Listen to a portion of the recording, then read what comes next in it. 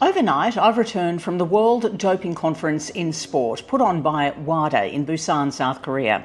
Now, there is genuine hope that the standoff with the US anti-doping agency is probably thawing under the new chairmanship of former Olympic silver medal hurdler Judy Brown-Clark, who met with the new IOC president Kirsty Coventry on the sidelines of the conference. That's good news, with the USA set to host the globe's two biggest sporting events, co-hosting next year's FIFA Men's World Cup, and then, of course, in 28, hosting the LA Olympic and Paralympic Games. With few exceptions, there was widespread and genuine support for what WADA is trying to do in the pursuit of keeping sport clean from performance-enhancing drugs. The next edition of the World Anti-Doping Code is out and will be in force from 2027, January 1.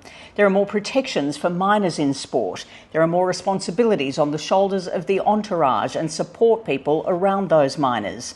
There's a little bit more support for athletes generally and more responsibility put back on anti-doping organisations for them to comply to strict governance standards. It's going to continue with a focus on intelligence and investigations, working on projects with police forces and other security units around the world. There's going to be more research into the science because we're confronted by an era where the world is being taken in a specific direction for wellness, for health, for longevity. And a lot of that is actually in conflict to the ideals of clean sport. So where does that line blur? Where does it stand? How do you determine what's on one side and what's on the other? Then when you start talking about gene doping, genetically modified babies, biotech interventions, these are things that don't need to be considered at some time in the future. They're here now.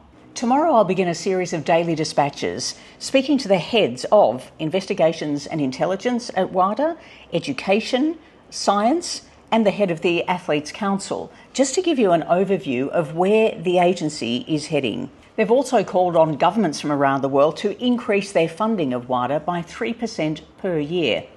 The Sports Ambassador podcast drops tomorrow with interviews with all of the above and more. I hope you can tune in then and stay tuned for the daily dispatches which will follow.